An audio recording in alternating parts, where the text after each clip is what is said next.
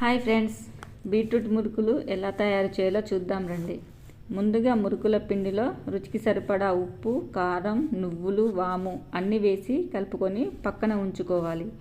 ఆ తర్వాత పిండికి సరిపడా బీట్రూట్లను తీసుకొని చిన్న ముక్కలుగా కట్ చేసుకొని మిక్సీ జార్లో వేసుకోవాలి. మెత్తగా జ్యూస్లా చేసుకోవాలి. ఆ తర్వాత ముందుగా తయారు చేసిన పిండిలో ఈ జ్యూస్ వేసి కొద్దిగా వాటర్ వేసుకొని కలుపుకోవాలి.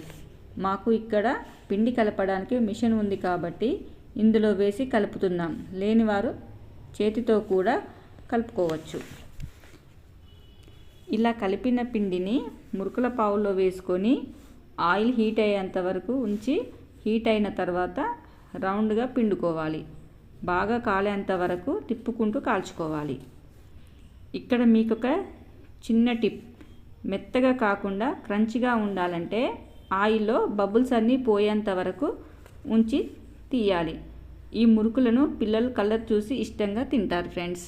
పిల్లలకి బీట్రూట్ జ్యూస్ ఇస్తే తాగరు కాబట్టి ఇలా మురుకులు చేసి స్నాక్స్లా పెడితే చాలా ఇష్టంగా తింటారు.